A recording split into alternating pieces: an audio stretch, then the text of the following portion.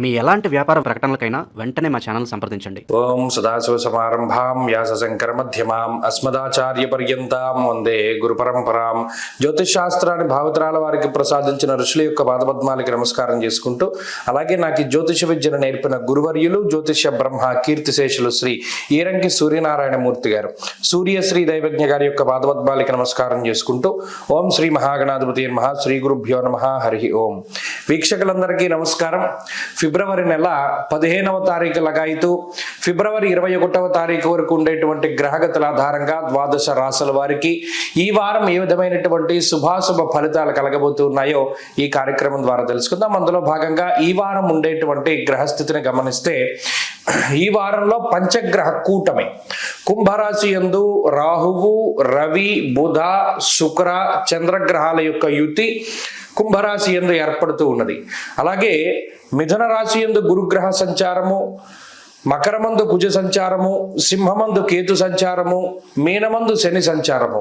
ఈ సంచారములతోటి ఈ కూటమితోటి ఈ వారం ముందుకు వెళ్ళబోతూ ఉన్నది.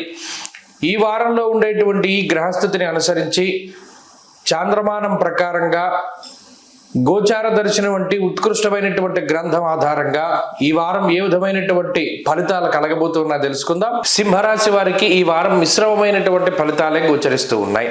ప్రత్యేకించి ఈ రాశి వారికి లాభస్థాన స్థిత గురుడు యోగిస్తూ ఉన్నారు, షష్ఠ స్థానమందు కుజుడు యోగిస్తూ ఉన్నారు. అలాగే చంద్రుని యొక్క బలం ఈ వారంలో ప్రధానంగా కనబడుతూ ఉన్నది. అయితే జన్మరాశి స్థిత కేతువు కానీ, సప్తమంలో ఉన్న గ్రహస్థితి కానీ, అష్టమంలో ఉండేటువంటి శని కానీ కొంత ప్రతికూలంగా ఉన్నారు. ప్రత్యేకించి సామంత జన విద్వేష దారాపీడాసుతామయం అన్నది శాస్త్రం. ఇక్కడ సప్తమంలో ఇన్ని గ్రహాలు కూడుకుని ఉండడం వల్ల కుటుంబపరమైనటువంటి విషయాలపైనే ఎక్కువ ఇంపాక్ట్ పడుతుంది. అనగా జీవిత భాగస్వామికి సంబంధించినటువంటి విషయాలు, అంటే జీవిత భాగస్వామి మీతో కొంతకాలం దూరంగా ఉంటూ ఉండడం, ఉద్యోగపరంగా కానీ వ్యాపార పరంగా కానీ, కొంత వారి పుట్టింటికి వెళుతూ ఉండడమో, లేకపోతే మీరు ఏదైనా వ్యాపార పరంగా ఉద్యోగపరంగా వేరే ప్రాంతానికి వెళ్ళవలసి రావడం ఇత్యాది విషయాలు కొంత కనబడుతూ ఉన్నాయి. అలాగే సంతాన సంబంధమైనటువంటి విషయాల్లో కొంత వారి ఆరోగ్యపరంగా జాగ్రత్త అవసరము. దేశాంతర వాసం చేసేటువంటి అవకాశం ఉంటుంది. అలాగే విదేశాల్లో ఉంటూ ఉన్నటువంటి సింహరాశి వారికి ఈ గ్రహస్థితి కొంత సానుకూలంగా ఉంటుంది. అక్కడ ఉద్యోగము, అక్కడ విద్య, ఇటువంటి విషయాలు కొంత సానుకూలంగా గోచరిస్తున్నాయి. లాభస్థానమందు ఉండేటువంటి గురుడు కూడా దేశాంతర వాసంలో ఉండేటువంటి సమస్యలు తగ్గుముఖం పట్టడానికి ఎక్కువ అయిన అవకాశాన్ని ఇస్తూ ఉంటారు. అలాగే ఆర్థిక పరమైనటువంటి విషయాలు బాగానే ఉన్నాయి. ఆర్థికంగా ఈ వారంలో సింహరాశి వారికి ఏ విధమైన ఇబ్బంది ఉండదు. వారి రాబడి, ఖర్చు ఇవన్నీ కూడా మీకు సానుకూలంగానే కనబడతాయి. వచ్చినటువంటి ఆదాయంలో కొంత భాగమే ఖర్చు పెట్టవలసి ఉంటుంది కాబట్టి ఆదాయపరంగా పరిస్థితులు బాగున్నాయి. ఆరోగ్యపరంగా కూడా అంత ఇబ్బంది పడవలసినటువంటి పరిస్థితులు ఏమీ ఉండవు. మానసికంగా ఏమైనా సమస్యలు ఉంటాయి తప్పితే శారీరకంగా ఉండేటువంటి సమస్యలు తక్కువ. మరి ఏ రకంగా ఇబ్బంది పెడుతుంది అంటే, వృత్తి ప్రవృత్తులకి సంబంధించినటువంటి విషయాల్లో కొంత ఒత్తిడి అధికంగా ఉంటూ ఉండడం, మనుషుల మధ్యలో సఖ్యత లోపిస్తూ ఉంటుంది. ప్రత్యేకించి కావాలని మీతో తగువ పెట్టుకునేటువంటి వారి సంఖ్య ఎక్కువగా ఉంటుంది.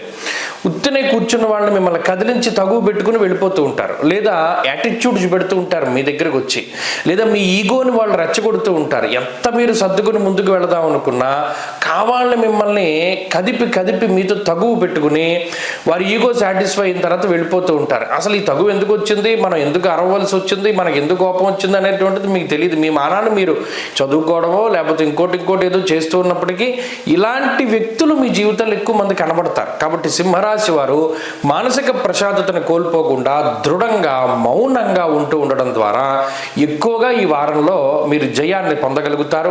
మరీ ముఖ్యంగా ఈ వారంలో మరింత అనుకూలమైన ఫలితాలను సాధించడానికి సూర్యారాధన ఎక్కువగా చేస్తూ ఉండడం చెప్పదగినటువంటి సూచన. ఈ వారంలో కలిసి వచ్చేటువంటి రోజు గురువారంగా చెప్పవచ్చును. అదృష్ట సంఖ్య 6, అదృష్ట వర్ణము పసుపు రంగు.